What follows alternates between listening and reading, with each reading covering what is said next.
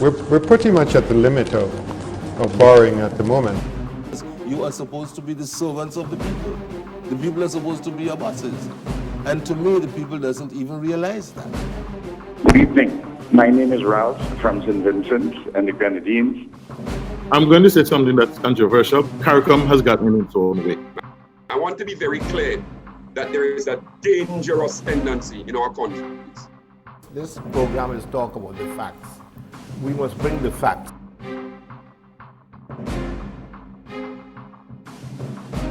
Time to face the facts.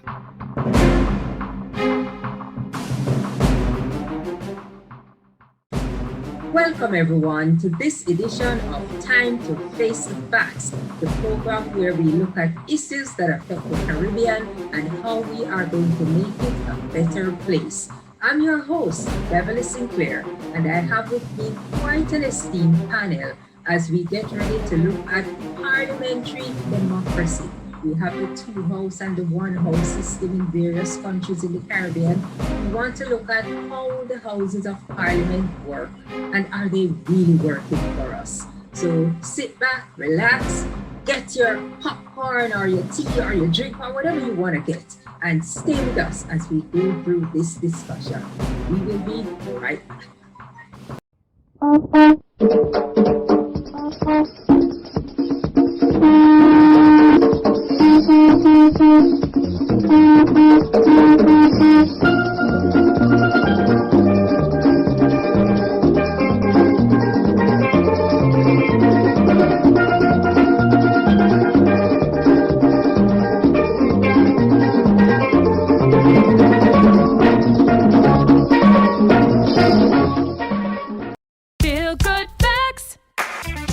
Prevent cold and flu by washing your hands with soap and water for at least 20 seconds. That's the time it takes to remove most germs. No soap and water? No worries when you've got alcohol-based hand sanitizer.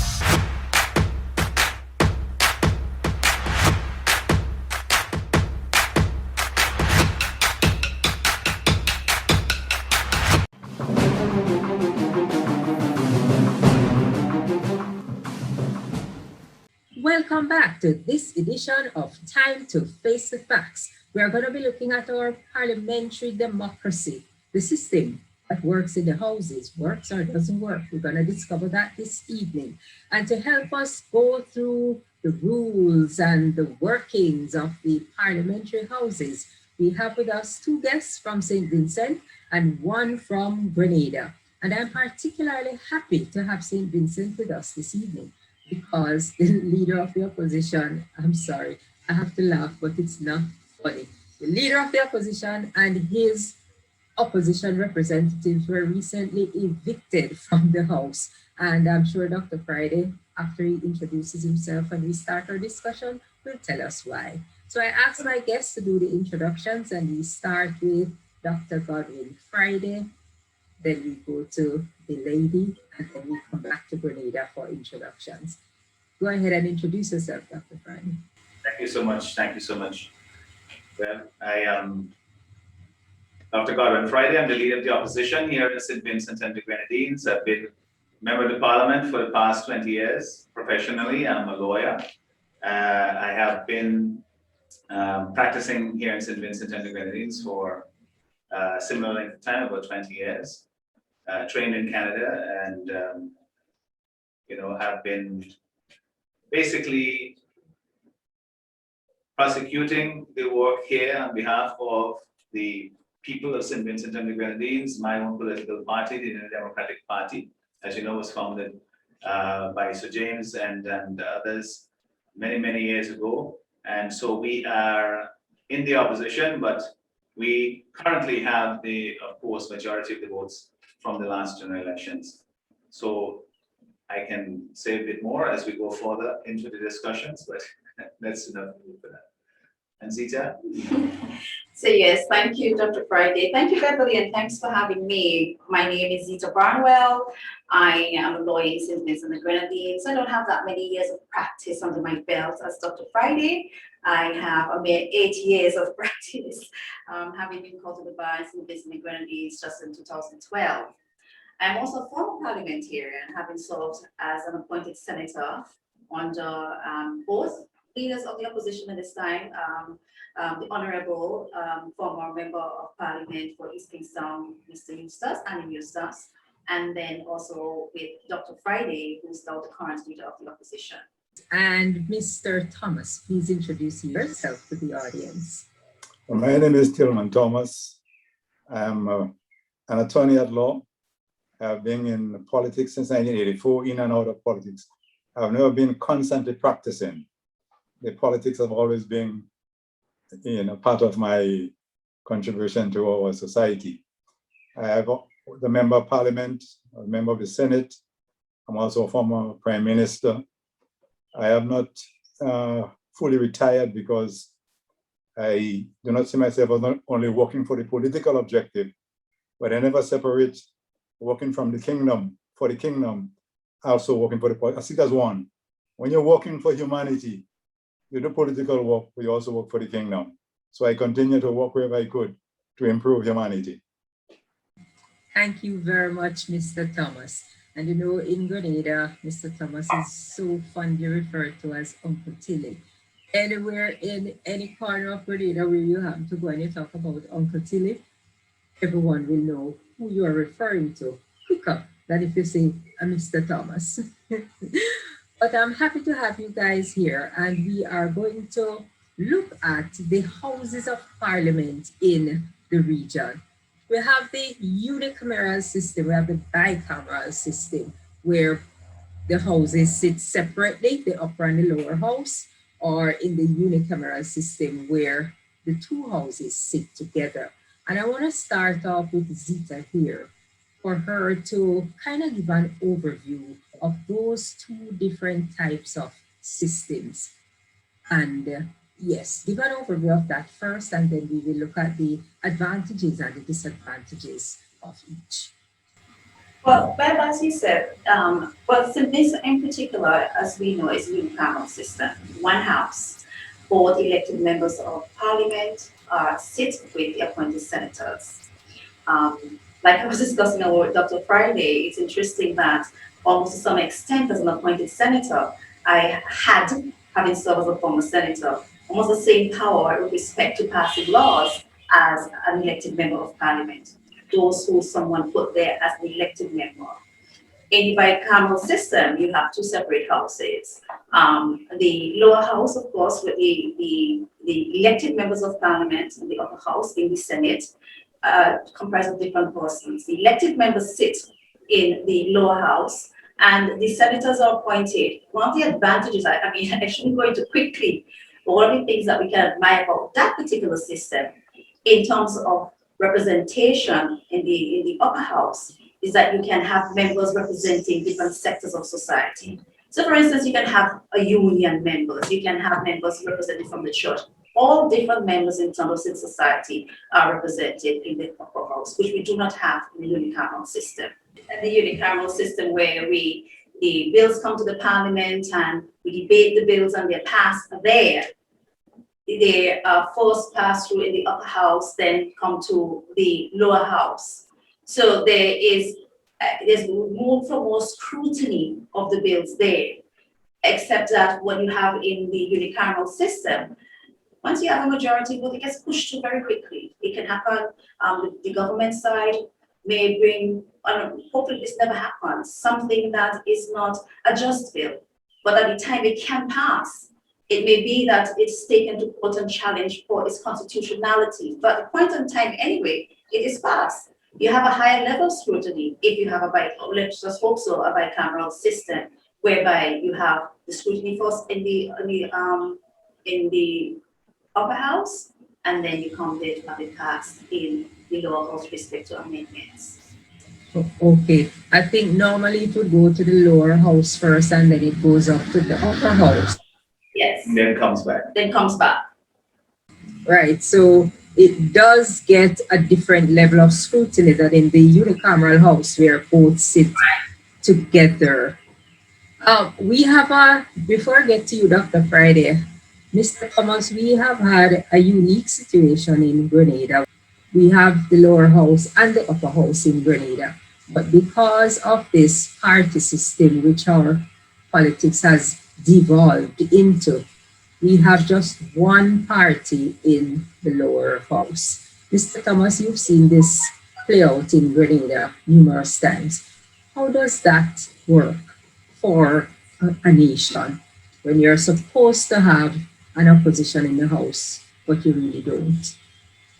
It doesn't really work well for the nation. It defeats the whole purpose of representation.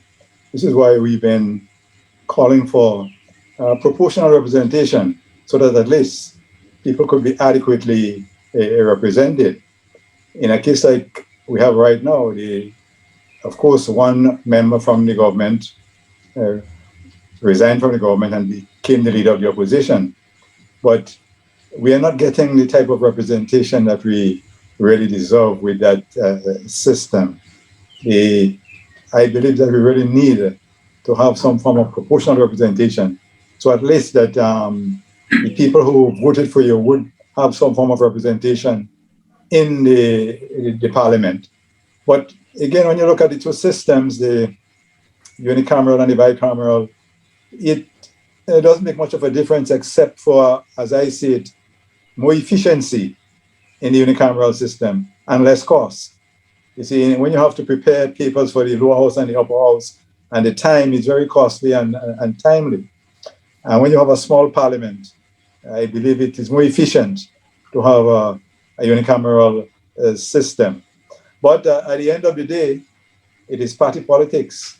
Understanding the system, those who operate within the system, they've been able to manipulate that system to really meet the needs of their political objectives.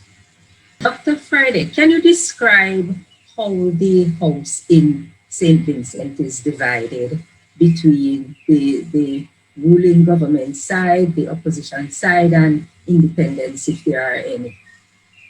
Well, physically we sit on one side and on the other. That's a simple part. But the composition of the parliament is that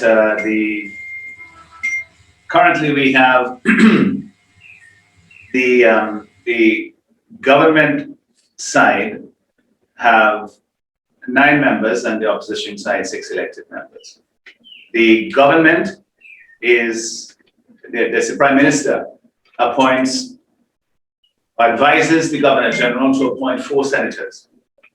And the opposition advises the Governor General to appoint 2 senators. So we have 6 senators in the House. And as Ms. Barnwell pointed out, we sit together and debate the bills in the normal course. And then senators are also can be appointed to the executive as ministers. We basically debate in the normal functioning from day to day in the parliament. There is really no real difference that is observable from anyone. You're simply a member of the House and you debate the normal procedures. There are certain things in which senators are not permitted to take part, for example, in a vote of no confidence or something of that nature. But those are rare activities. Normally, it is a matter of the members showing up and taking their seats and debating or proceeding with the matters before the House as they are set down on the order paper. And that's basically how it functions. So the elected and the appointed sit together and all the debates happen there. What are the advantages? We touched on it a little bit, Zita, but is there really an advantage of one of these systems over the other? Mr. Thomas mentioned the cost, that it definitely costs less to have with these small parliaments to have just one sitting where everyone meets together. But are there any other advantages or disadvantages why one would work better than the other? Well, if I might, I could probably venture a possibility here, because of course, sometimes in the Senate, in larger parliaments, they may have certain matters that you can't predict necessarily what the outcome will be. even in senates where they are not, they don't have veto as such over the legislation. Normally, the parliament that is elected members are the ones that would propose the bills and would be able to get them through or not. But when you have a unicameral system, there's less chance of any,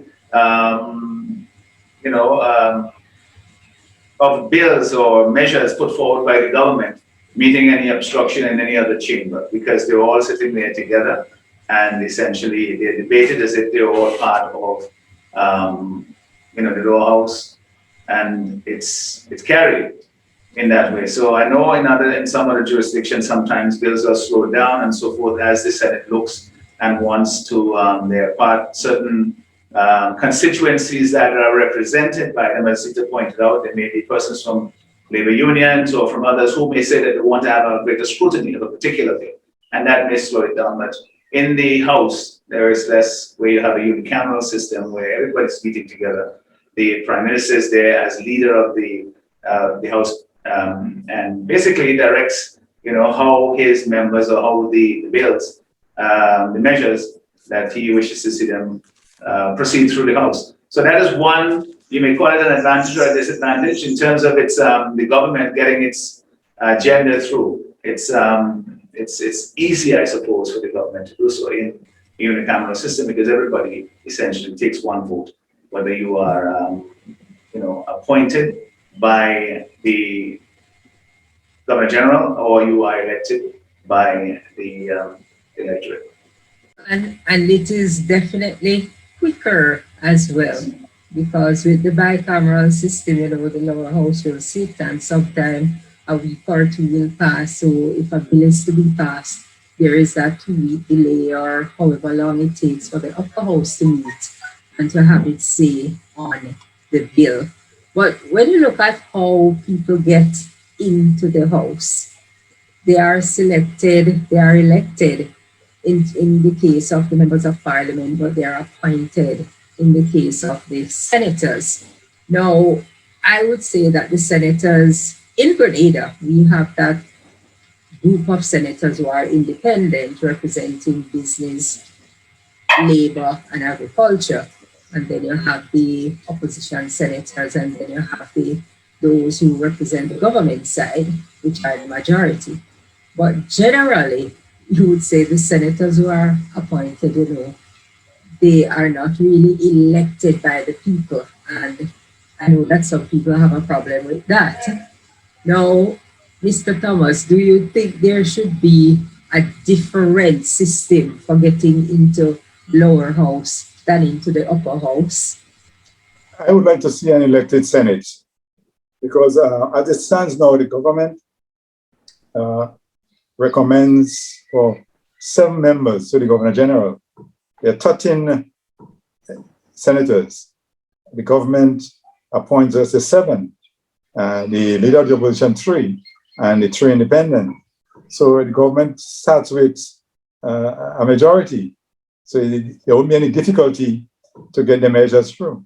But if you have any elected Senate, I think there'll be more debate and more discussions, and the public will be better represented. And these senators then, if you're going to have an elected Senate, where do you foresee the candidates coming from then to participate in this election process? Well, obviously some will come from political parties, but there may be independents too. I expect there could be lots of independent persons who would be interested in the Senate, because the Senate plays sort of an overview. You could review what's happening in the lower house.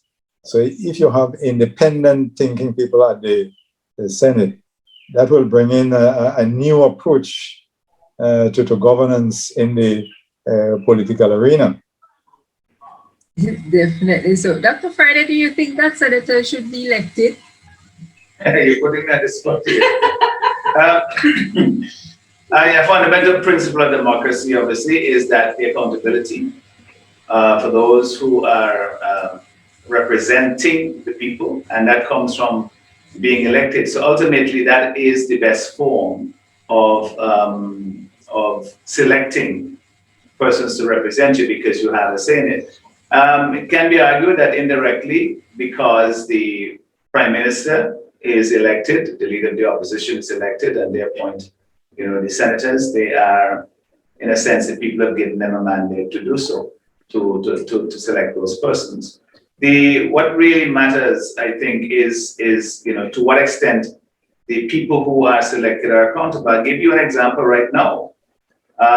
We have a situation in our parliament where a member who was appointed by the government side has serious allegations been raised about an involvement or alleged involvement in a shooting incident that has been investigated or is being investigated by the police.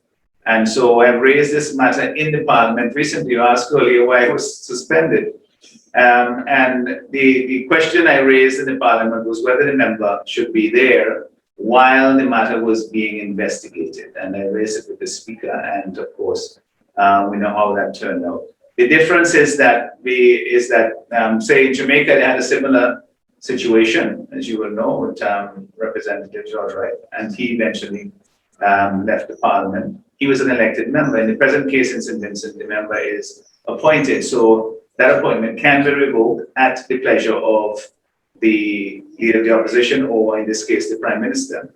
And so that person, the level of accountability is to the parliament as a whole, but through the person who does the recommendation to the Prime Minister, to the Governor General to appoint them. As it is now, the matter has not been dealt with in the way that we recommended and asked the Parliament. So the question now really becomes what will be done with respect to, if anything, to the Senator, because, she's there at the pleasure of the Prime Minister. And based on what I've seen, clearly the Prime Minister is not bothered by these allegations that have been leveled against her. Because if he was, he would have taken some different kinds of action, I would surmise. We don't know what has been happening in the public square, so to speak, in the media, on the radio stations, in terms of public demonstrations, and certainly by the actions that I took in the Parliament with the support of the members of the opposition. So this is part of our democratic process to bring pressure to bear on the government when there are issues of this nature that the entire polity, the people throughout the country are concerned about it and asking for things to be done that are currently not being done. So that pressure is where the accountability comes in. Now you can simply say, well, listen, you can't force me to do it and just simply do as you feel. Or you can say, well, listen, these are things that go against the values and our democratic principles and the way in which we expect and hope to govern and so forth, and act to do the thing that is right and just in the circumstances. That is where I think the intersection between, how much we can require and force and make persons who are not willing to respond to the public demands and those who are acting out of what they consider to be our fundamental principles. Those are things nobody should force you to have to do. You do them because that this is all in keeping with our democratic style of governance and our democratic principles. That is a challenge that we have going forward. It's faced, I suppose, all over the world, but the best leaders are the ones who respond not just to the pressure to be forced to do what is right, but who recognize what is right and will do them no matter what. And we are going to take a break right here on Time to Face the Facts. When we get back, we are going to look at some of the rules that govern the House. And again, Dr. Friday is going to tell us what rules did he violate when he was evicted. So stay with us, viewers. We will be right back. Stop the spread of germs that can make you and others sick. Cover your nose and mouth with a tissue when you cough or sneeze. If you don't have a tissue, use your elbow. Wash hands often, especially after coughing or sneezing into a tissue.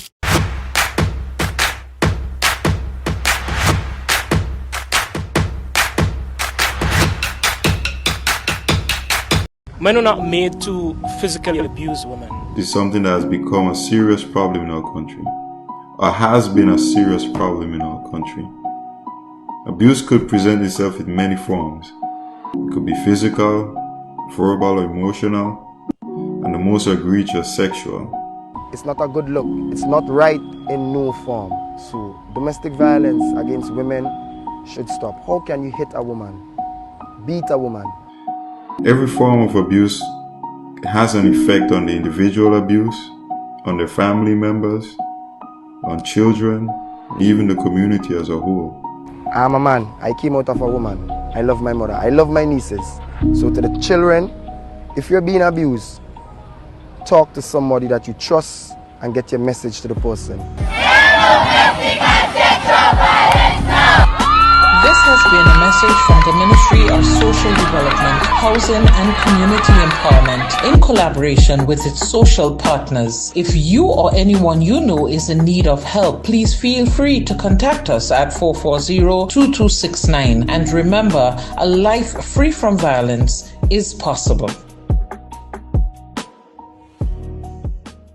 I remember when this beach was really wide, a place to picnic and play cricket. And we used to go up to the end to get away from all the people. Now all the beach gone. Coastal erosion. When the sea starts to come in and take the land away, everyone loses something. Granny, look how the waves are washing right under that house. Coastal erosion. It's a hazard. Hazards. Take control. Reduce your loss. What can you do to help stop coastal erosion? For one, don't drive four-wheel vehicles on seaside dunes. They loosen sand and destroy binding vegetation, causing erosion. Find out more about coastal erosion and other hazards at your local disaster office. A message from the National Disaster Management Agency and SEDERA. Feel good facts. Avoid the most common causes of spreading the flu. Cover your coughs and sneezes with a tissue, dispose of it straight away, and either wash your hands or use an alcohol-based hand sanitizer.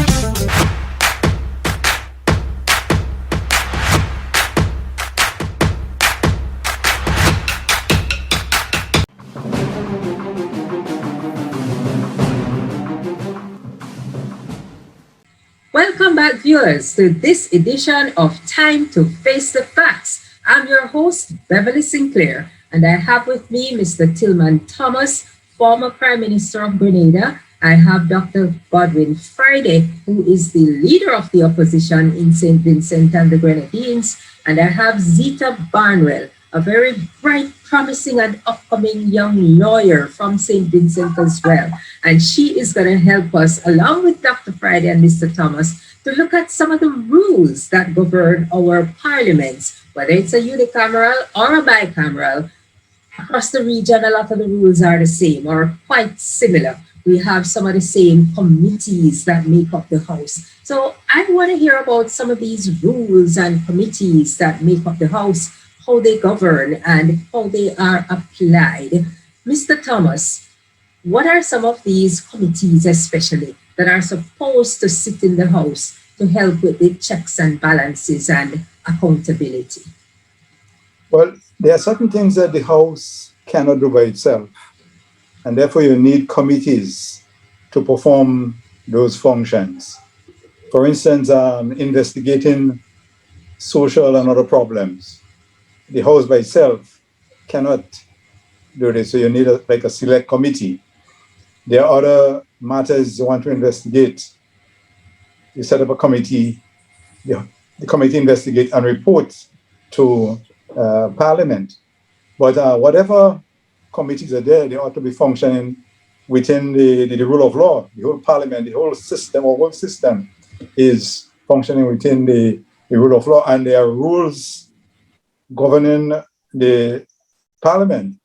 So once you comply with the rules and you are functioning within the rule of law, I think you have to be respected as a parliamentarian. Once you're not disorderly, once you have to raise questions, because the whole purpose of Parliament is for the public to know what is going on, to scrutiny. The Parliament has to bring the government under scrutiny to bring the issues to the public.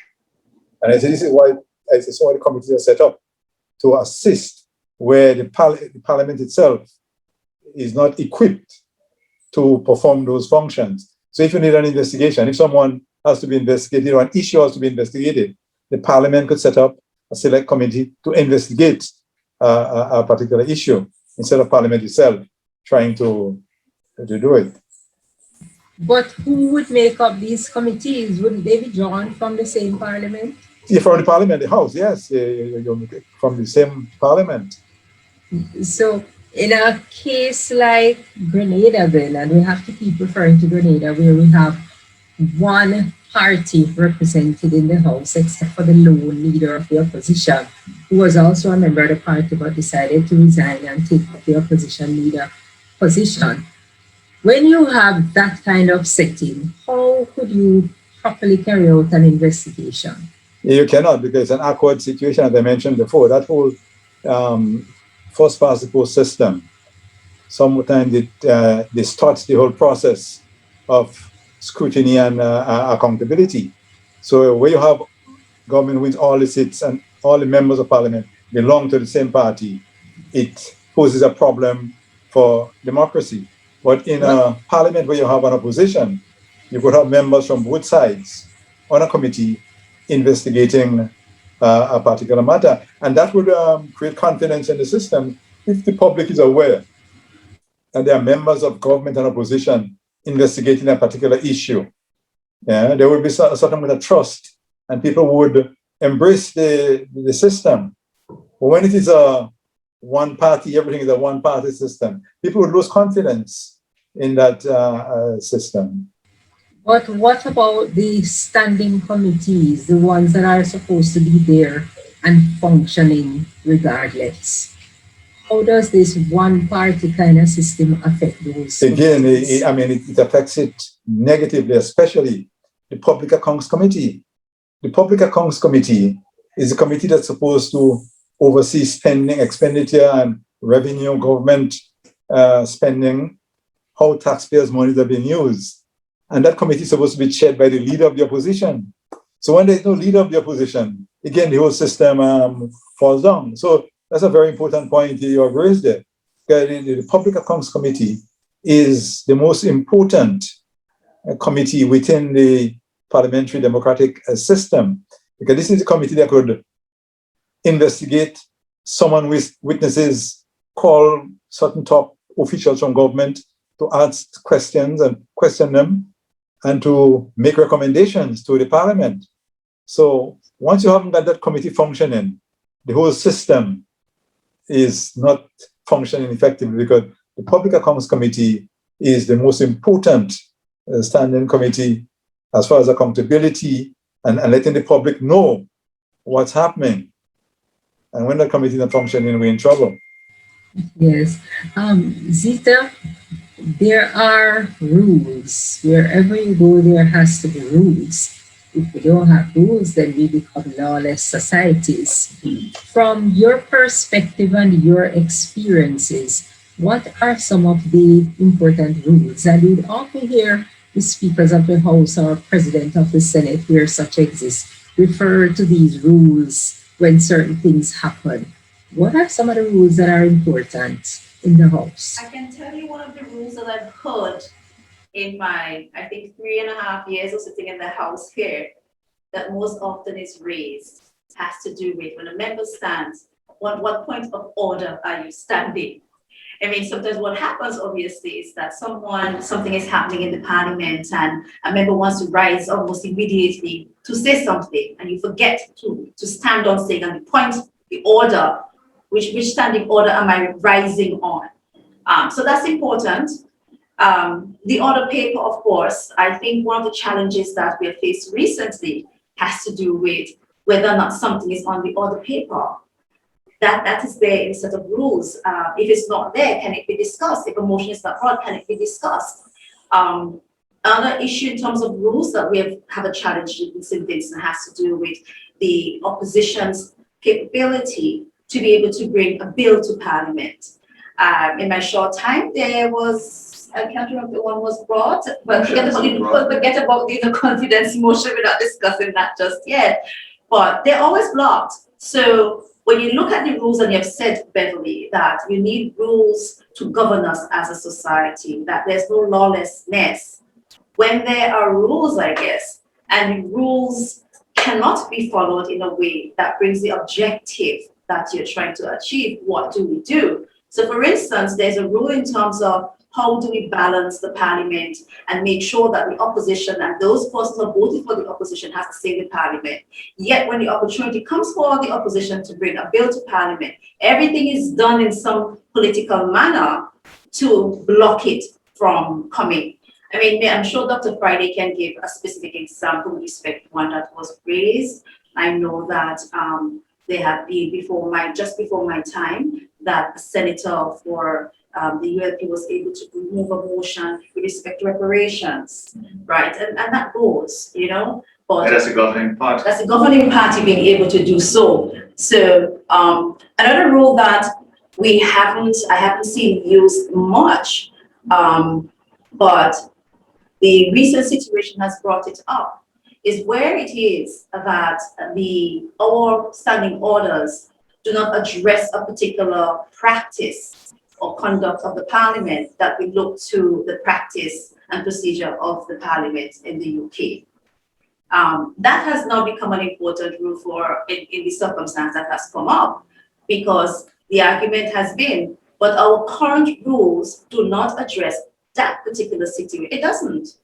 The situation in Jamaica as well, the rule does not address that. There is a particular rule, however, that addresses the issue that a member cannot raise and bring to the Parliament, the issue of the conduct of the Governor General, the monarchy, other members of Parliament, the judiciary. You cannot bar from raising that unless on a substantive motion. And on a substantive motion, you have to give notice, right? You have other rules that say, which I think are very important, that says on these particular rules, you do not have to give the notice with respect to a motion. The issue that you want to raise, if there's an urgent issue that you want to bring to the Parliament and seek an adjournment to raise that, does not require much of the regular notice. I believe it's 7 days, Dr. Friday, 10 days. But what it does though, before the order of the House begins, the member who wants to raise that issue has to, in written form, at least tell the Speaker what it is. The Speaker makes that determination as to whether that issue that you want to raise is of urgent public interest. I said, oh, wow. So, Dr. Friday, which of the rules did you breach? Why the Speaker had to put you outside? Well, let me just give you, first of all, we have the rules and everybody understands the importance of the rules, as you said. They are grounded in our Constitution, Section 45, I believe it is, that provides the authority for the Parliament to make rules to govern its own procedure. And those can be amended and revoked and replaced from time to time.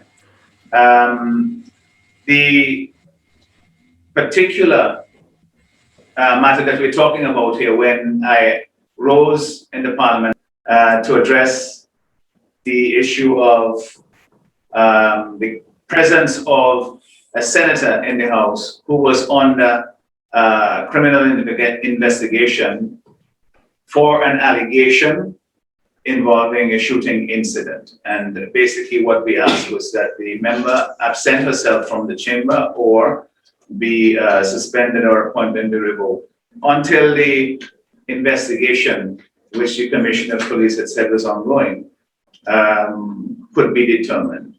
And I rose on a rule when the member came to the chamber, asking, because we were not sure the member would be there, so you could not necessarily prepare for a presence that you weren't sure was going to happen. I thought that perhaps you may do the honorable thing and just not show up to the Parliament that day. But in any event, I rose on the general authority of the Speaker, Rule Standing Order 81, I believe it is, to essentially regulate the conduct of the House, and she agreed and allowed me to stand and to raise the matter in the House.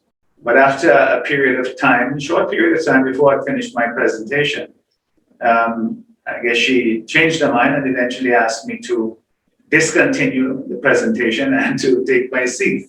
At which point I did not initially. Of course, when she rose as the Speaker, I sat because that is the practice in the House. But then I rose again to continue with the presentation that I wanted to make because I wanted it to be a part of the public record. And ultimately, the Speaker decided to name me under the rules, which is a procedure that says that after that is done, you are suspended from the remainder of the sitting of the House.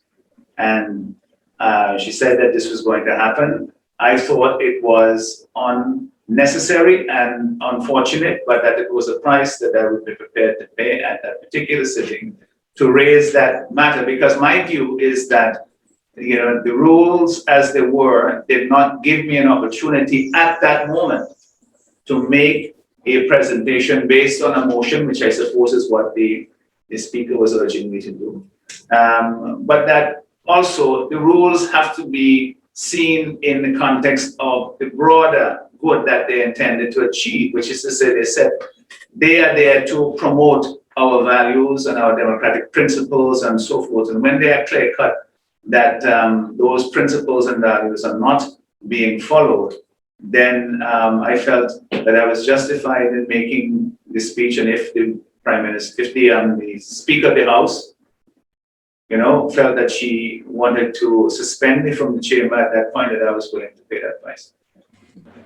And you did until you did, and all the opposition MPs decided that. Yes, all of the members of the opposition, and I tell you, not just the opposition. This is something, again, you're responding to public sentiment. This is a matter that has been in the public debate, in the public mouth, so to speak, for quite some time, and they had been pushing for us to address the matter in the Parliament as well. So it wasn't just happening in a vacuum, and it wasn't political opportunism, as some people might want to suggest. This is something that was very much being ventilated in the public, and that we were responding to that feeling within the wider population that this is something that ought to be dealt with.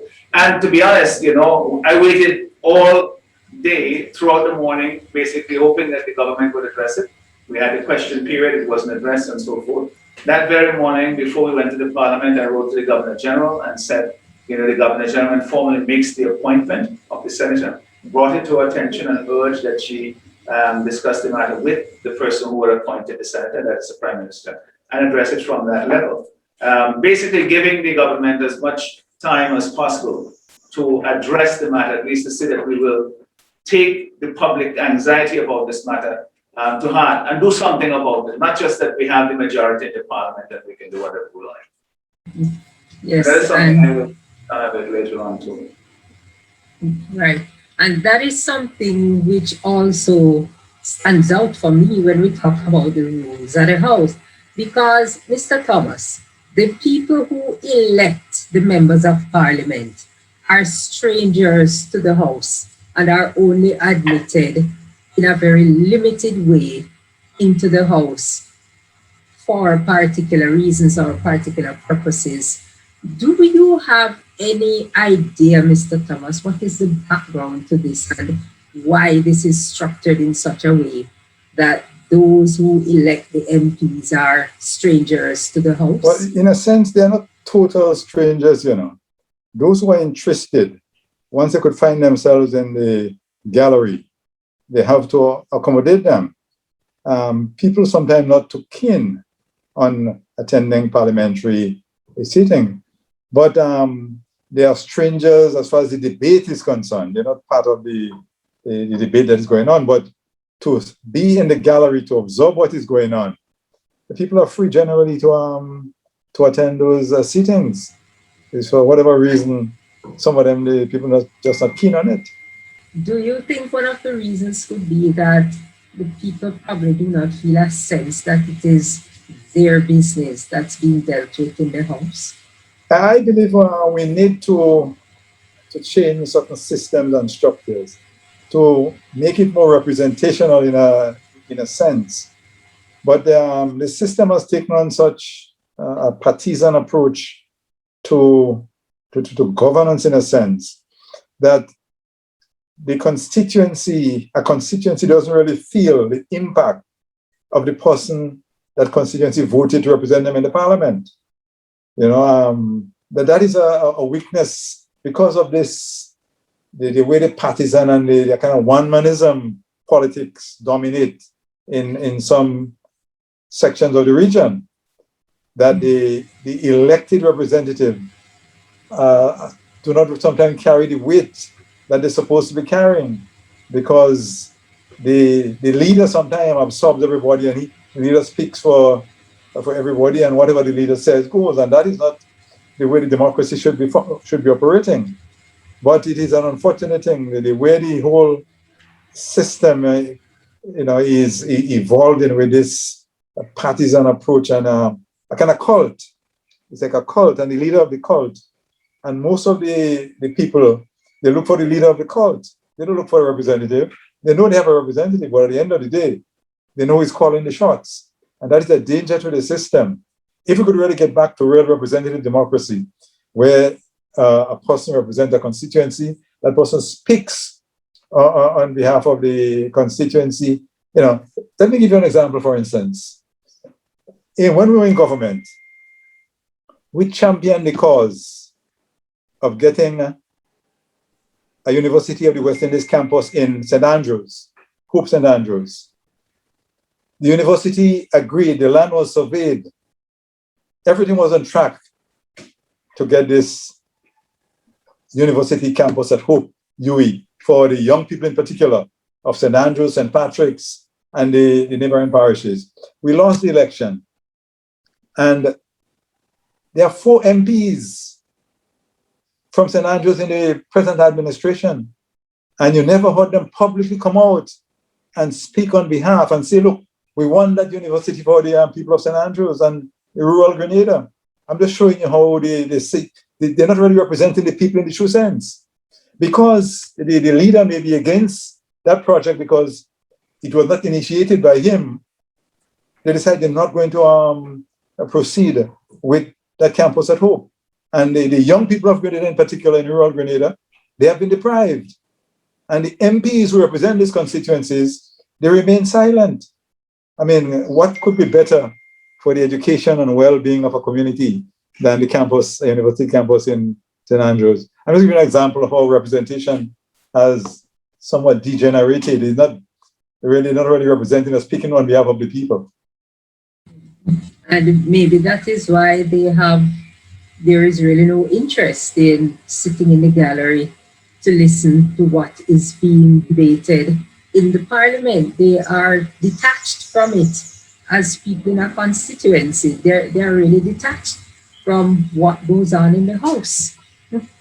So I would say that is one of the primary reasons we see this detachment of the people from what happens in the House. But we're going to take another break right here. And when we get back, I need for Dr. Friday to let us know, to let the audience know, if this is the same kind of sentiment that happens in his country. Because I heard him mention that when with this situation in Parliament with the senator who is with allegations against her, serious allegations involving a gun crime, and she is still there in the Senate, but he talks about the public outcry from the people. And I want to hear from you when we get back Dr. Friday, if there is or has been any impact on what happens in the House as a result of what the people are demanding. Stay with us, viewers. We're going to be right back after this very short break.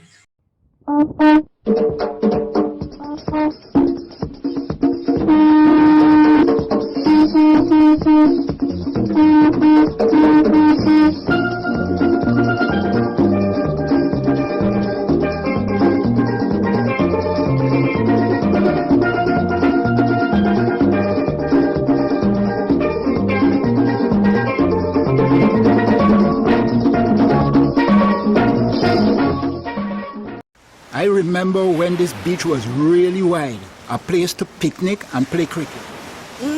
And we used to go up to the end to get away from all the people. Now all the beach gone. Coastal erosion. When the sea starts to come in and take the land away, everyone loses something. Granny, look how the waves are washing right under that house. Coastal erosion.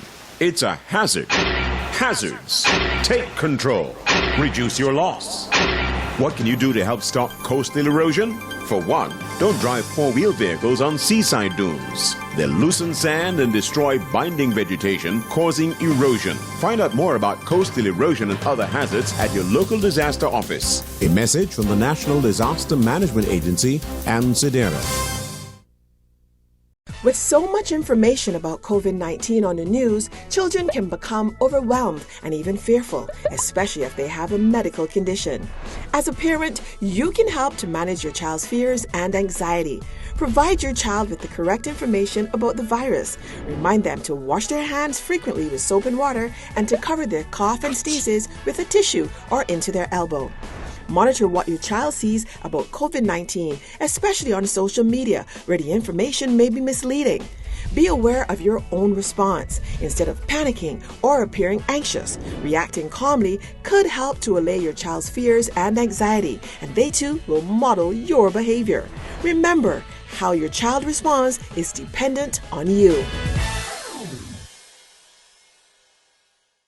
No one should live in fear of the person they love, children included. This is something that is really becoming an issue within our country, and we need to make necessary steps to stop it.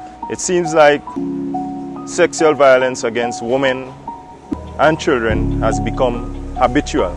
Abusers, Mr. Sickle, it ain't macho to get on. So I said no, I said no, I said no, nowhere.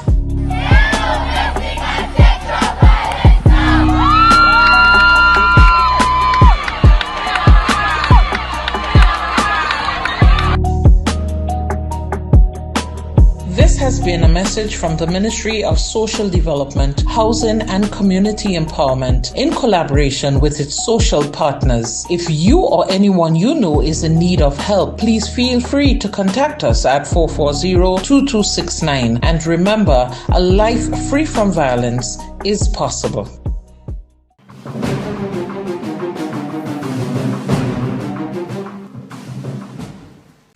Welcome back, viewers, to this very, very interesting edition of Time to Face the Facts. We are looking at our parliamentary democracy, the way the Houses of Parliament are set up, and whether or not a unicameral system is more advantageous than a bicameral system. We have Dr. Godwin Friday, leader of the opposition in St. Vincent and the Grenadines. We have Zita Barnwell, a lawyer from St. Vincent and the Grenadines, who has a lot of experience with the Commonwealth system of the Parliament. And we have Mr. Tillman Thomas, a former Prime Minister of Grenada, walking us through all of these systems and these ins and outs and how the Parliament works. Before we went on the break, we were looking at some rules and we were looking at the debates in Parliament and how disconnected members of the public seem to be from it. But Dr. Friday had mentioned a very interesting scenario in St. Vincent where there was a public outcry for action to be taken against this senator with the gun crime allegations against her. They want her out of the Senate until that investigation is completed. Dr. Friday, have you ever seen any action taken in the House as a result of what the public is demanding from the people they have elected to represent them?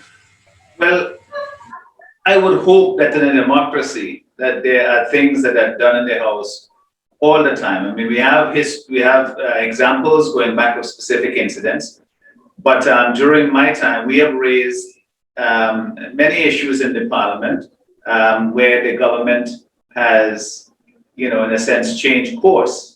I remember back early when there was an attempt to privatize a marine park, which is very, highly prized and well regarded amongst the people.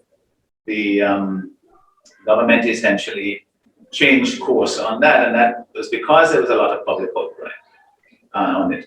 In this particular matter, this is one where the senator has these allegations that the public understand very clearly, because it's not something that you need to, someone to explain to you. There is an incident that people understand what the nature of it is.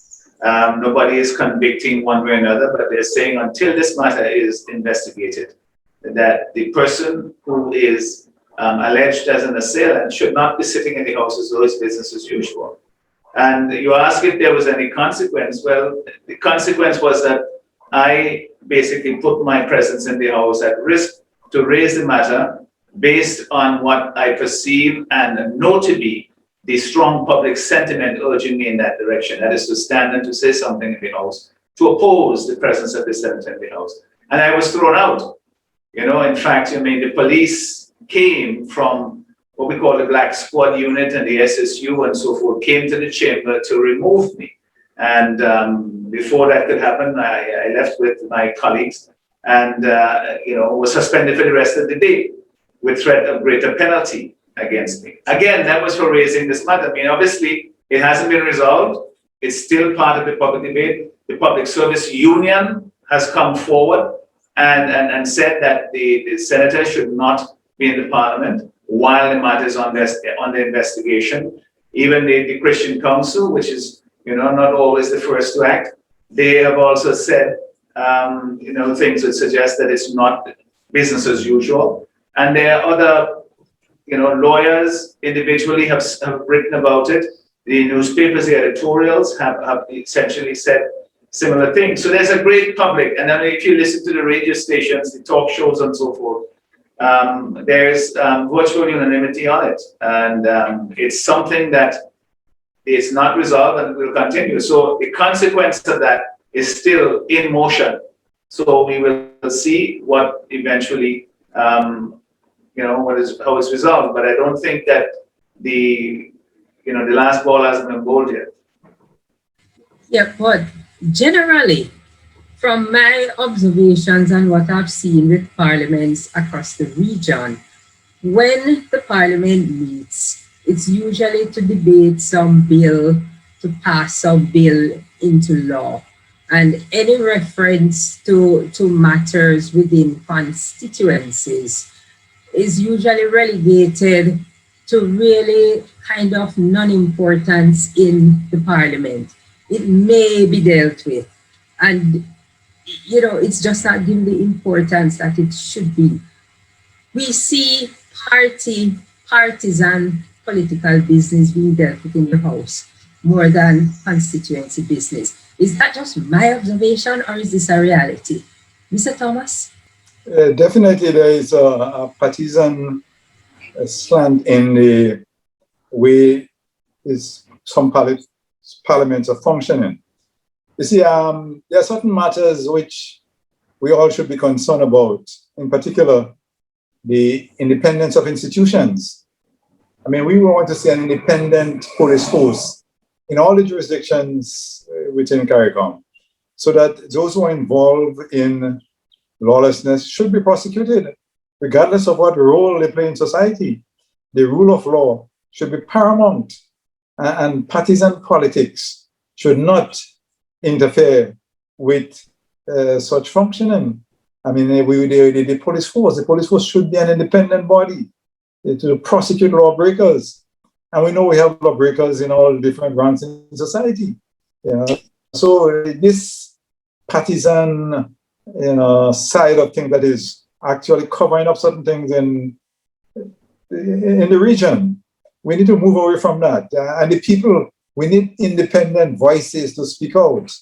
Because, if we are promoting morality and decency, transparency, and Christianity, we have to remember that Jesus said he came to be a witness to the truth.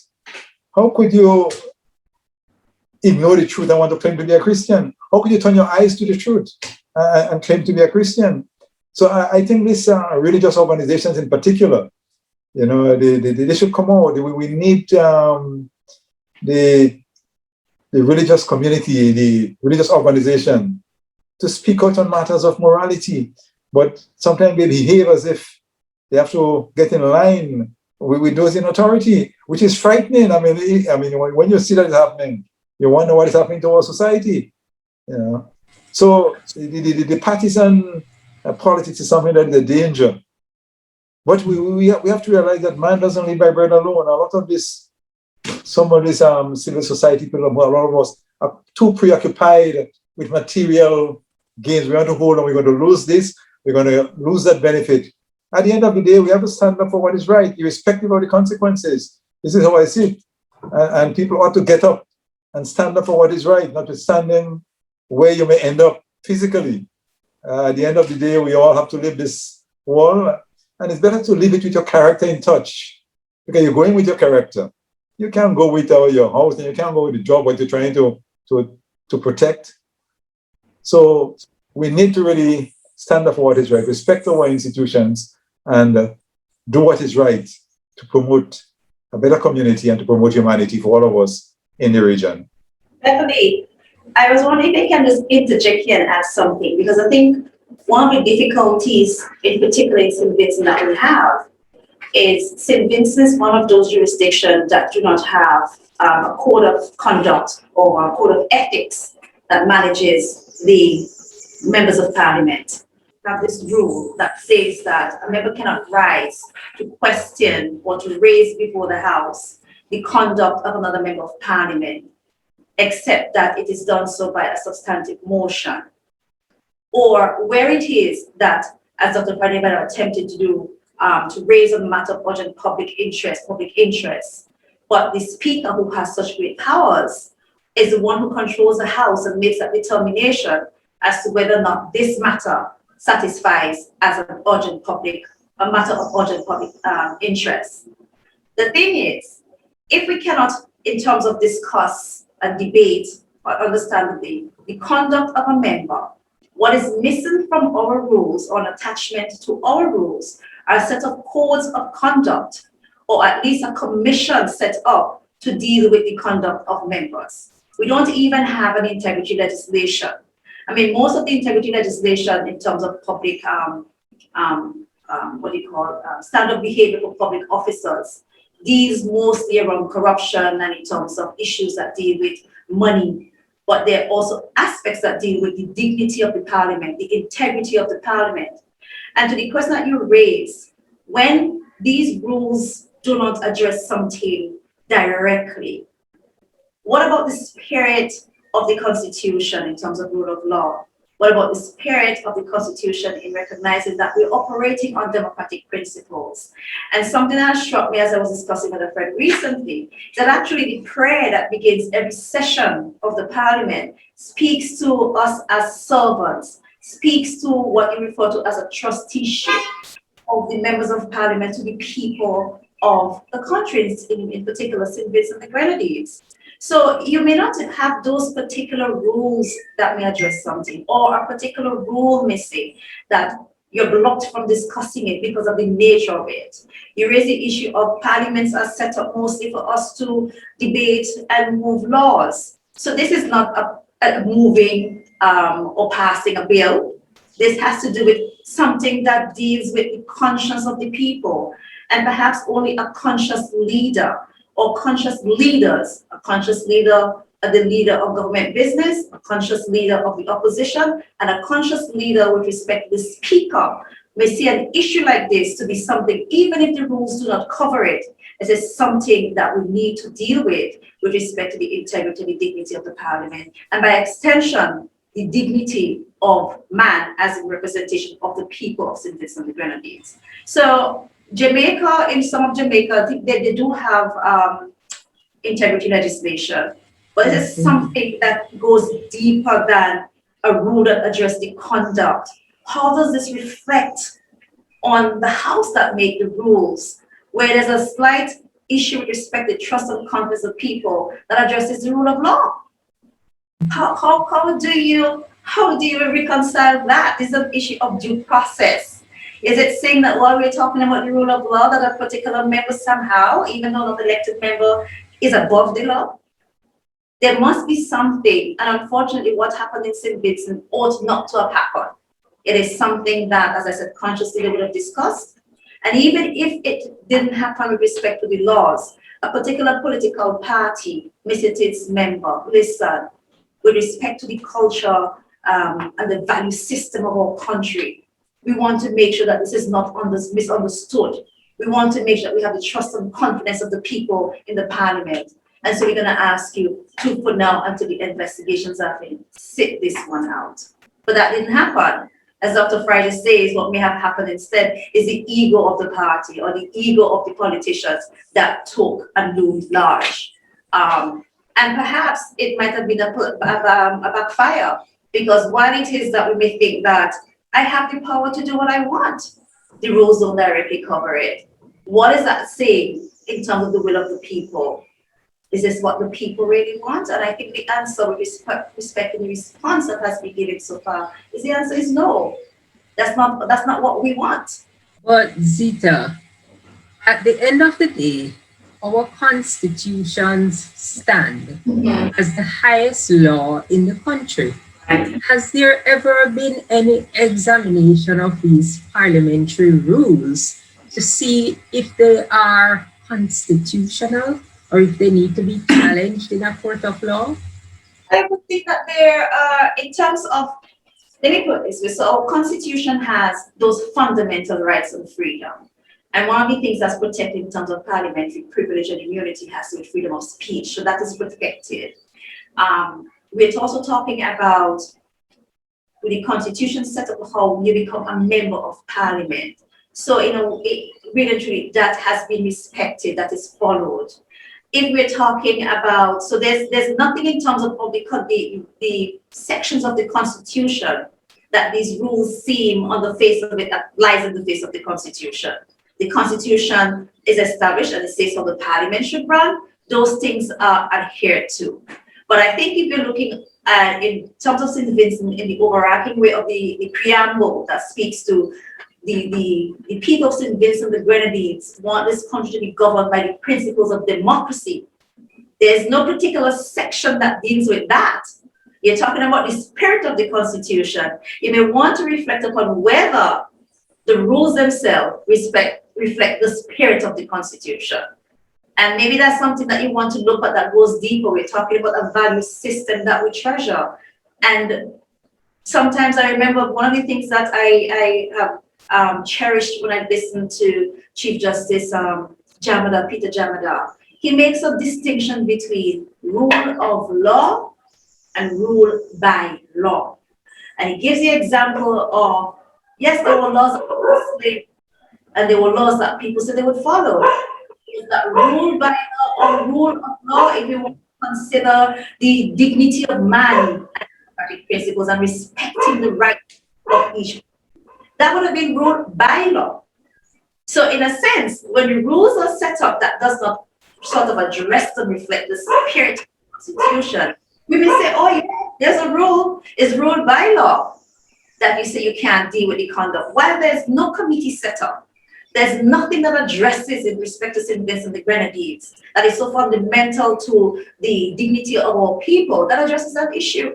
So what are we saying? We're saying that a member can do anything, and if we don't have a conscious leader, that our parliament will operate with that member who appears to, I would say, use the word offend the spirit of our people. I think that's something we need to examine. Yes, Dr. Friday, go ahead, please. Okay, I just want to weigh in on this because you asked the question about what are the rules. On the face of it, they are rooted in the Constitution, yes, because the Constitution provides that Parliament can make these rules. But again, the rules can't be contrary to the Constitution. But I'll give you an example where, because of the authority of the Speaker and the provision in the rules where it says that the decisions of the Speaker can't be challenged, that they are final, so to speak, where we had a motion of no confidence was brought to the Parliament 3 years ago, in February of 2018, which conformed to the requirements of the Constitution that it be moved and seconded by 3 representatives, 3 elected members of the Parliament. And this was done and was presented to the Parliament. And the government side sought to block it on the view that it cannot be debated unless it gets the permission to go forward from the government side. The Speaker said, no, that didn't make much sense because, it will never go forward. Who would allow a motion of the confidence to go forward against themselves? But then when it was going forward now, they sought to amend it and they said that they had the authority to amend the motion. And the Speaker said, well, yeah, the rules do give you the right to amend a motion before it. But instead of amending the motion, they essentially contradicted every provision of the motion of no confidence. So where we say, whereas, let's say the economy of the country is in terrible state, they will amend it to say, whereas the economy of the country is doing very well. And essentially reversed every provision in the motion and then concluded that it is a motion of confidence in the government.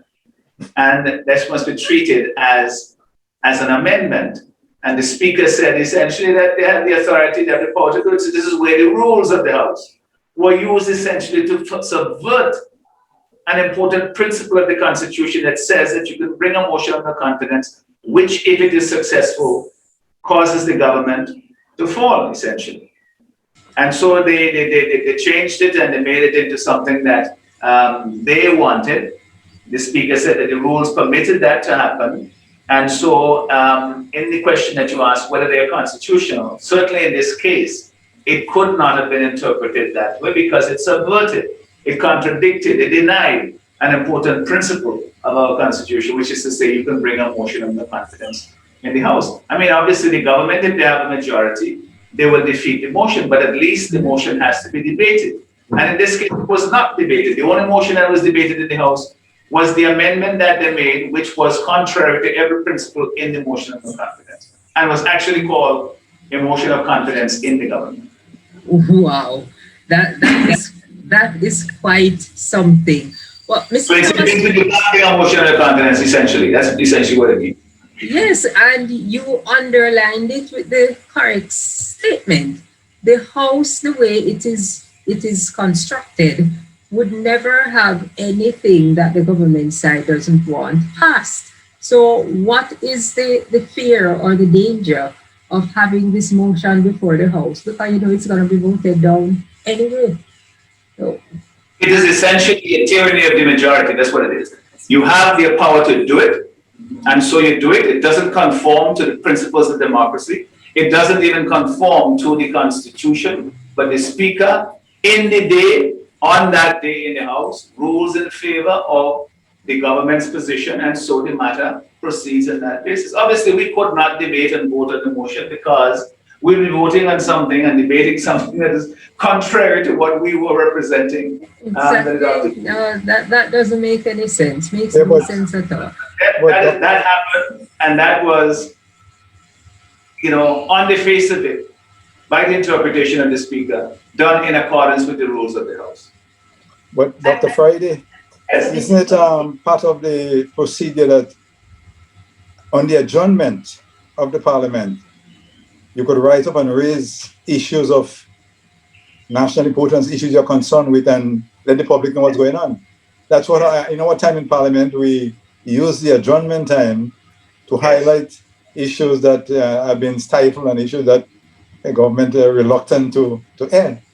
Yes, I have done so. I did so recently, we, the opposition, on the matter of COVID. It's rule standing order number 14, I believe, in our standing orders. And you raised a definite matter of, urgent matter of public interest or public importance, I think.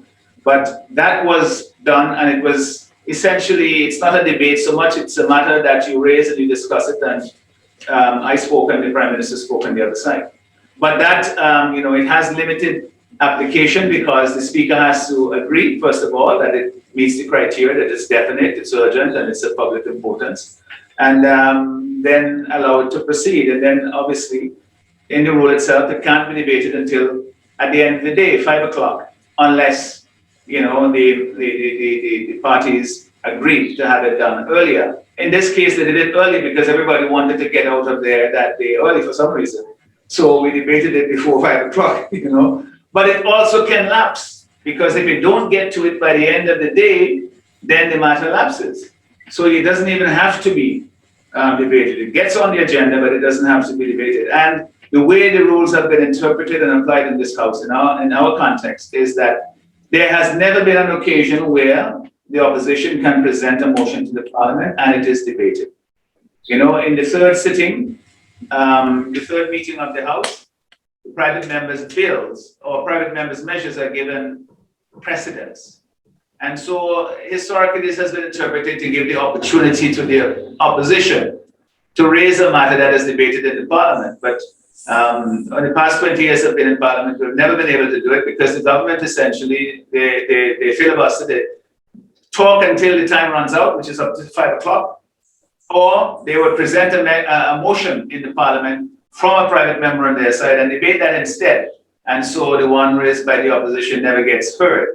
And so when I was in the Parliament the other day and I rose on this matter involving the senator, it was with that history in mind to tell me that I have to follow the rules and bring a motion that I know will never see the light of day.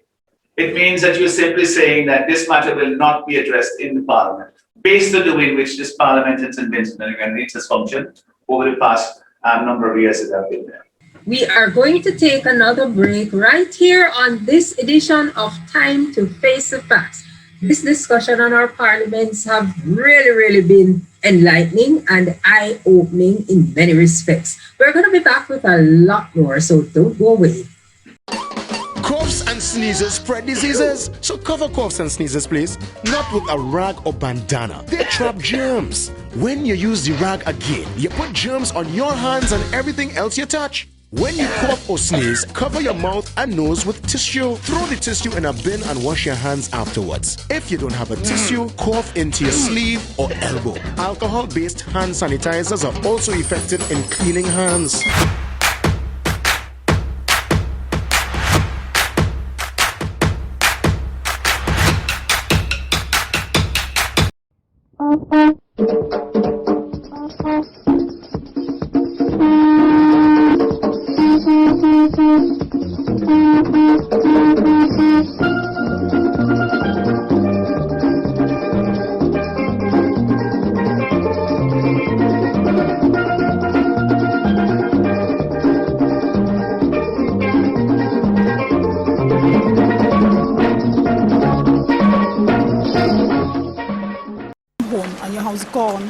Gone. I never thought this would happen to me. Told them it could happen, but they never paid me no mind.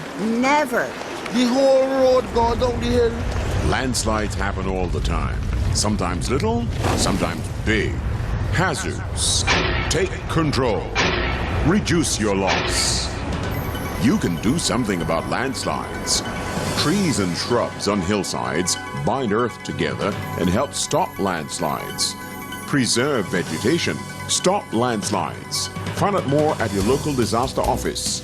A message from the National Disaster Management Agency and SEDERA.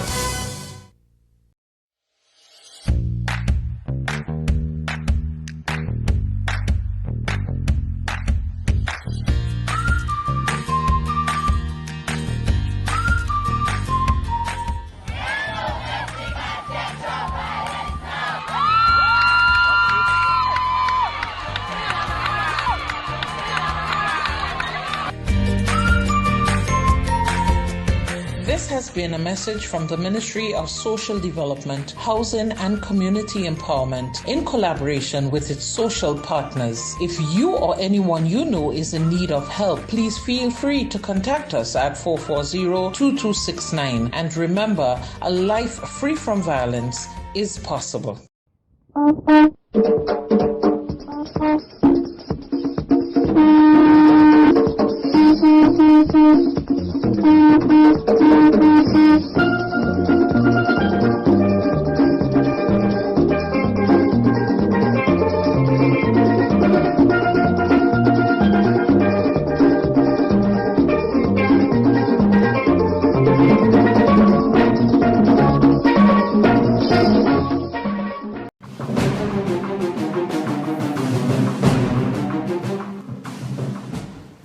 Welcome back, viewers, to this edition of Time to Face the Facts. And the facts we are looking at this time, it's how do our parliaments operate? Are they serving the people as they should? Or is there just too much partisan politics in the parliament? To help with that discussion, we have Dr. Godwin Friday, the leader of the opposition in St. Vincent and the Grenadines. We have Mr. Tillman Thomas, a former Prime Minister of Grenada, and we have Zita Barnwell, a bright upcoming lawyer. I am sure she's one of the future leaders in this region. And when we went out, we were looking at how some of the rules, while they may not be contrary to the Constitution, on the face of it, by the spirit of it, they are not really responding to what the people would want from the House. Mr. Thomas, I wanted to hear from you. If you see rules in the House in Grenada, which you could say are somehow contrary to whether the letter or the spirit of the Constitution in Grenada. Well, the rules are not, in my view, I haven't seen rules that are contrary to the Constitution. The rules are, could limit your contribution at certain times, but I can't see the rules really restricting you from speaking out on the issues. As a matter of fact, we at one time when we were active in politics, we felt that if Parliament, if we were not being given that time in Parliament, if we cannot really use the parliamentary system, we would take Parliament to the people. We go out as parliamentarians in villages and talk to people, having a parliamentary session. So there are ways in a democracy, there are ways of getting to the people and getting across your ideas and trying to recommend changes. So Dr. Friday and his parliamentarians, they could take Parliament to the people, go to different villages in St. Vincent and let the people know what's going on, talk to them. We cannot, we would want to give them the opportunity in Parliament to articulate on a particular matter, but because of our concern for the rule of law and so on, we have to come to you and let you know what is going on. We need to have respect for our institutions. We need independent institutions in our society. So we have to champion the cause of democracy. We should not really give up or to make it appear that because of the rules, that would restrict us from carrying out the task of really building the democracy and democratic institutions. We know there are obstacles, but I think we have to overcome the obstacles because at the end of the day, the people want to see good institutions. The people want to see the rule of law, regardless of what party I think people support. They want to see the rule of law. They want to see opportunities for our people based on merit, not partisan. Our people do not really want handouts, and bribery, and we need to do things in an open and transparent way and provide opportunities so our people could equip themselves and go out and make a contribution to work and earn a living. So, notwithstanding the limitation of the rules in the parliamentary system, there are opportunities for going out there and talk to the people and articulate the issues and educate and inform so that we could overcome those who are trying to frustrate our institutions, those who really do not believe in fairness, and those who believe in truth. I believe at the end of the day we will prevail. Now, we have skirted on it a bit throughout this discussion. The Speaker and the President in the case of where you have a bicameral House. But do you think that there would be sort of a difference in how the House is managed if the opposition had more say in the selection of a Speaker or a President? Mr. Thomas. No, I don't think it would make much of a difference. You see, the ruling party would always appoint people who are generally they appoint people who are sympathetic to them. There are cases where you find there are governments who appoint independent people to certain positions and things tend to go fairly well. But there's a trend in the region, I find in recent times, with the partisan politics, that if one is not actually toeing the line, the government of the day wouldn't really feel happy with you. For instance, let me give you an example in Grenada. When we were in government, a commissioner of police was appointed by the Public Service Commission after applied interview was conducted, and he had been functioning as the commissioner of police. When Dr. Mitchell and the NMP came into office, Dr. Mitchell said he cannot work with a commissioner. There's a man who was appointed on merit by the Public Service Commission. And because of, he felt that man was probably not in his part of his party, he pushed him aside as commissioner of police and took someone else. See, so that's the danger we face with when you have this kind of leaders who only looking for the followers, people who to follow them. They do not respect the dignity of other people. They do not respect our institutions. We are faced with a danger. I mean, those of us who believe in institutions and try to promote and support democracy, some people see it as a weakness. You know, I mean, people, I walk the streets and they criticize me. They say, we were in office and we accommodate all the opposition people. But these are Grenadians who work in institutions and you have to respect them. And I hope we will come to the point where we'll respect people for what they are. You respect people of the political connection, whether in St. Vincent or Dominica or Grenada. This narrow partisan politics should not dictate the way we relate to each other. We must respect people and we must promote people by merit, not based on partisan politics. I mean, a speaker should be appointed because you feel that man is independent, he is competent, he's going to make rational decisions, not because he's toeing the line of a particular political party, but that is what we are faced with. And I believe we have to rise up and educate and inform more people and try to overcome it. But like in Grenada, we have seen the president of the Senate on political platform campaigning and involved in those kinds of activities. But he's the president of the Senate. You know? So that is why I was asking, and I want to hear from Dr. Friday how he feels about this. If the opposition, the main opposition party or opposition members, if they don't belong to a party, if opposition members of the House had a say in how the Speaker was selected, do you think this would make a difference in the management of the House? Well, if there is an agreement to appoint someone who both parties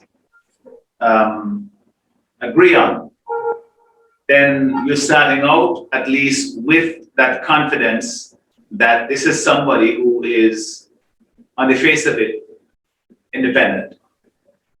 Of course, what happens in the office after that often changes the person rather than the person changing the office. Sometimes, you know, even in where you have in parliaments, you know, not just in the Caribbean, but elsewhere, the speakers are appointed sometimes that are from the benches of the governing party or one of the parties in the parliament. But the challenge there is not so much whether the person is appointed by me or somebody else, is that person also has an obligation to perform the duties according to the oath that they take for that office. Let's take, for example, you appoint somebody who is the director of public prosecution. You expect that person will vote in an election. They will vote for one party or another, but they ought not to perform their duties based on how they vote. And then you take it back to the person who is in the speaker. There's no difference in terms of the obligation that you have to perform your duties in a professional way, in a non-partisan way, in a transparent way. And that goes for, I mean, we have this constitution. People have been very critical of various aspects of our constitution. You know, how people function in various offices. They shouldn't be appointed here, they should be elected there. The point of the matter is, however you do it, What matters is how that person takes his or her responsibility and does it in an effective way. Judges all vote. But do you want to know, because this judge votes for a political party, I can't have a fair hearing before this particular judge? The point is the professionalism, the recognition. We talk about, Mr. Thomas spoke about the appointments that have come from political leaders who want to appoint persons who they feel are favorable to them. But it goes the other way as well. If somebody appoints me to an office and say, well, listen, you're getting the job because you're going to do what I tell you, then maybe I will say, boy, I don't think I want that job. This is something that you maybe have to look for somebody else. Because once you're in the position, you have to take it much more professionally and take your constitutional responsibility in some cases, very seriously, and to perform the function on that basis. And if we do that, then ultimately the appointment will not, who does the appointment will not be so significant, because the speaker in our case is elected from the parliament, and the government side has a majority. I nominated, as a leader of the opposition, someone to be speaker. Unless some members from the government side voted for that person, that would not happen. So that is how it is. And you say, okay, it's democratic because it's elected and they're the majority and so forth. But I don't expect that because that is how the speaker is elected or gets a job, that she will say thanks to those who appointed her and roll everything in favor of the people and just basically let them do what they want in the house, because that's a dereliction of duty. This is where we come back to the partisan working of the House, because somehow it seems like when members of Parliament get inside that House, they forget about the people who elected them, and they are representing a party instead of the people. So whatever it is that the party wants is what the party gets. And the line between party and government and party and people representation, it's blurred. We can't see it. And this is why I want to look at not just the speaker, but the members of the House. What kind of role are they supposed to play in maintaining that dignity and those core values and maintaining what the function of the House is supposed to be? These members, their responsibilities. Mr. Thomas, are they falling down on these responsibilities? You have to look at the whole political structure. You have to look at the campaign, how they go out and get people to vote. It is a party machinery. You see, we cannot ignore this. Some members of Parliament, the people have very little regards for them. The party machinery is the one that goes out into the constituency and mobilize and organize and get the voters to come out. So that in itself has to be taken into consideration. This is why that dominant partisan aspect of the politics, it is with us. It is the manner in which the whole structure, how the operation goes on, that the party set up its structures and the party mobilize the people and the party get the people out to vote. If it was on an individual basis, maybe to a lesser extent, that individual may be more loyal to the constituency. But even though the MP may want to get something done and the party hierarchy want to get another, want to direct resources in another area, the party might prevail.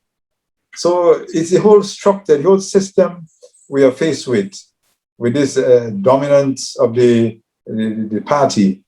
It seems to be what is affecting us. And the individual MP is not the dominant person within the political, situation. It is the partisan aspect that is showing up. We have to try and change this. I think that it should be changed. People should have confidence in a representative to articulate the issues, though that representative will be connected to a political party. But it seems that the party becoming too dominant. some parties at least. Yes, and that is a very, very good note on which we are going to take this break, because when we get back, gentlemen and lady, we are going to look at, can this parliamentary democracy that we currently have take us forward? Don't go away, viewers. I'm sure you'll want to hear the answer to that question, and we'll be right back after this break. No one should live in fear of the person they love, children included. This is something that is really becoming an issue within our country, and we need to make necessary steps to stop it. It seems like sexual violence against women and children has become habitual. Abusers, Mr. Sickle, it ain't macho to get on. So I said no, I said no, I said no, nowhere.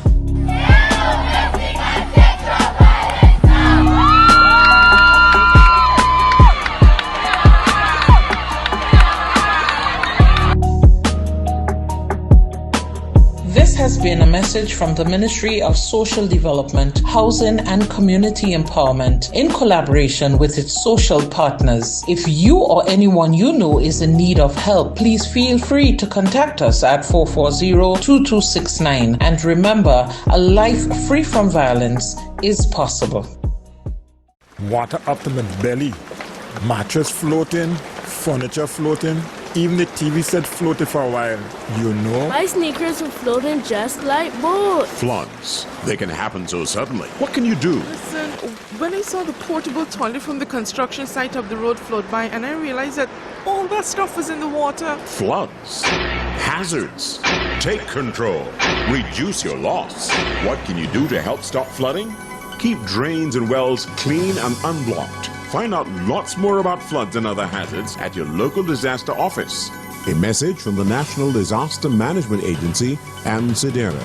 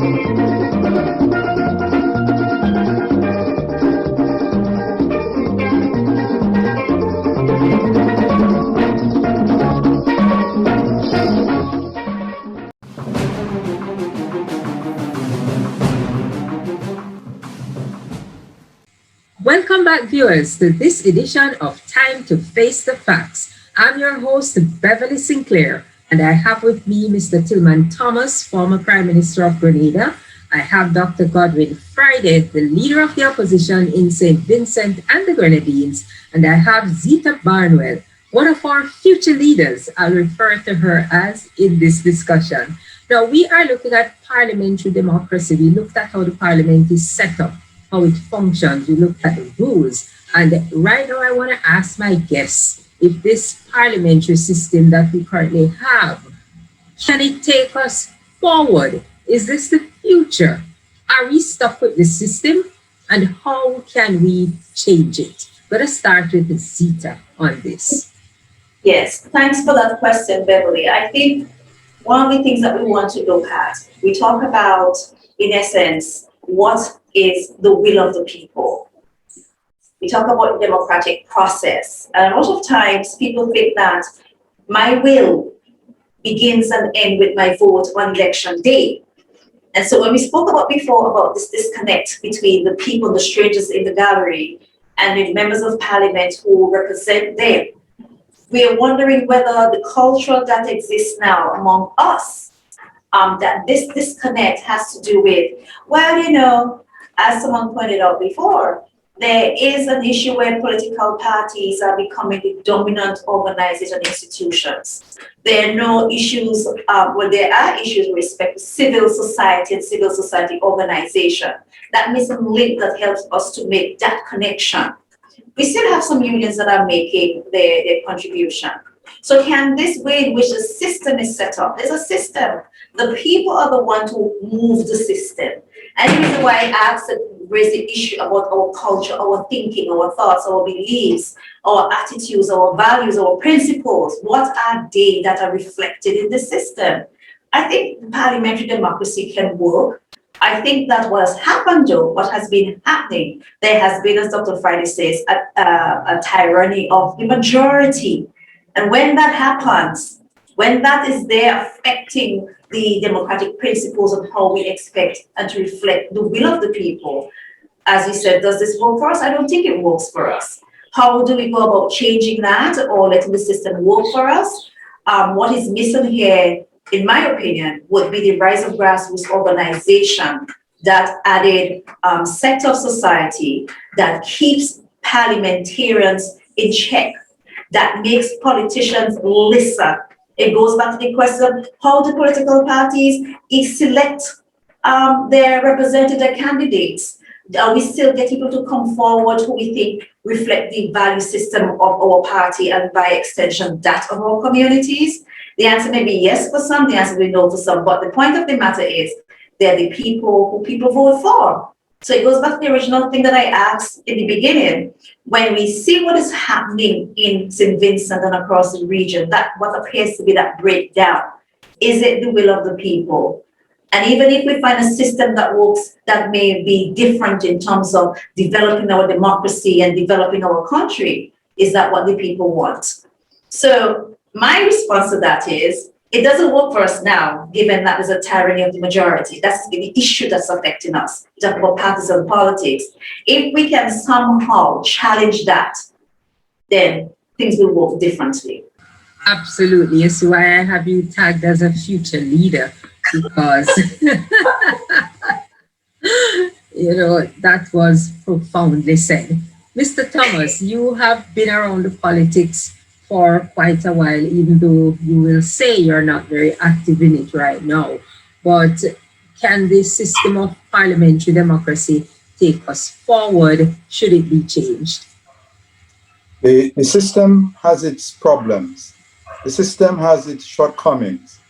But the major problem is the persons of function within the system.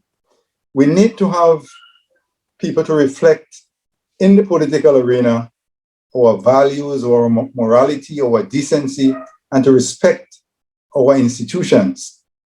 This is why we are having this problem.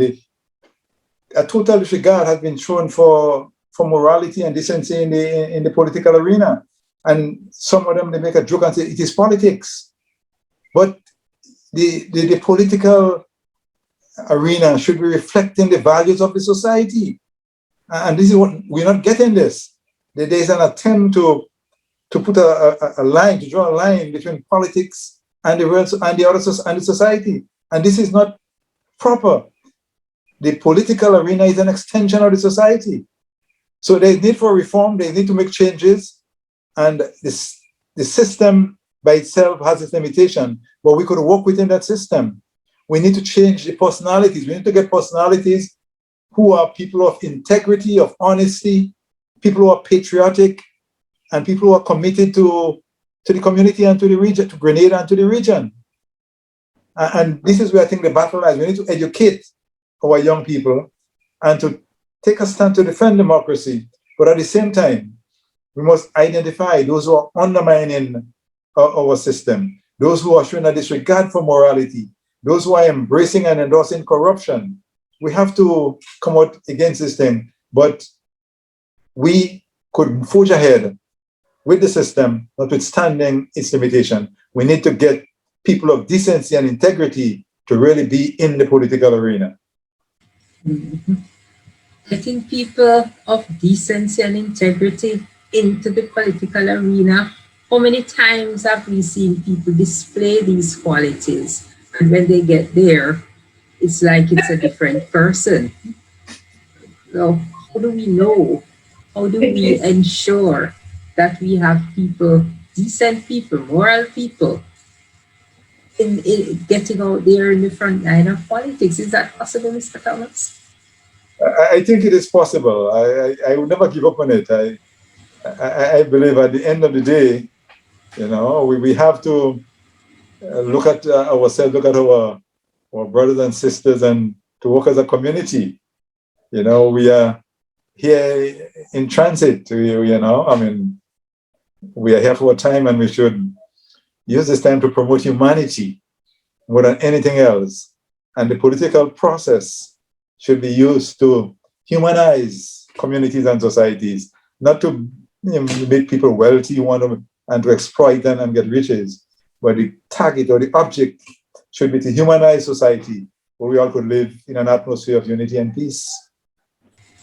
Dr. Friday, do you see this system taking us forward, or do we need some radical changes? Well, the saying goes that democracy, it's messy, but it beats the alternative. You know, we have a situation where our Westminster style democracy sometimes doesn't function as the way it was intended or designed to. I don't think anybody who framed it sort of accepted as a proper outcome where you won't have an opposition, for example. I don't think that they would accept that as a proper outcome. You would have a party that wins the majority of the votes, as in our case in St. Vincent, but doesn't form government. So these they happen, but I would think that they are a malfunctioning. It comes out of the system, but it doesn't represent the democratic spirit that is intended by the framers. And that's, you know, essentially placing hope on the model that we have. And so we have to now figure out, how do we avoid these developments that are not, that don't promote our democratic values and aspirations. Because I believe in the multi-party system. I believe in the free expression of people to form political parties and to join political organizations and so forth, and for each person to have the vote and to vote as they choose. But you would like to see that the result that comes out of it is one that makes the system more accountable, and that happens when you have opposition and government. And when you have also a civil society that is vibrant and strong, that is not intimidated by the political directorate, where to the point where they simply don't function anymore as, you know, as part of our democratic process. Because democracy is not just simply going to vote every 5 years, or the members of parliament going into parliament and debating bills. It's all the stuff that happens in between that keeps us engaged and interested in what is happening and aspiring to something better. And all of these things require work. You know, and people have to be prepared to do it. Too often we sit back and we say, well, you know, this is for the politician, you know, I hire Friday, let him go and do it. But it ain't going to happen like that. We have to all say that this is, you know, democracy is like a tender flower. If you don't keep nurturing it, somebody will stomp on it. You see it all over the world, it's happening all over the world. So it doesn't really, in the end, irrespective, there's no perfect system. They all have their flaws, and the one that we have now can produce better results. But there are things that we need to do and we discuss some of them here. You know, political leaders also have to govern not just simply on what they have the power to do, but what they know is right. You know, we also have to people who are given positions of authority and independence, that they exercise those positions independently, and that they do so in a way that is part of their constitutional mandate, not just to serve, you know, whomever they feel that they are pleasing. These are all things that they can function properly, or they can malfunction, and it has to do with how the individuals do it and how we as a society regard them and how hard we press to make sure that they function in the way they're intended. And that is something that is a continuous process. And it's not that you're going to have a steady and continuous improvement.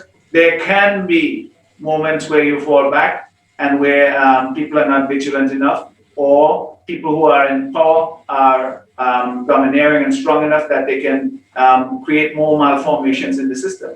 But this is something that requires all work. So the point that I'm making is that the system, yes, it has its challenges, but I do think that it can do a lot better than it's doing now, and that we are all part of the process of doing so. And I hope that I'm playing a role in that way, in small measure in what I do here in St. Vincent and the Grenadines.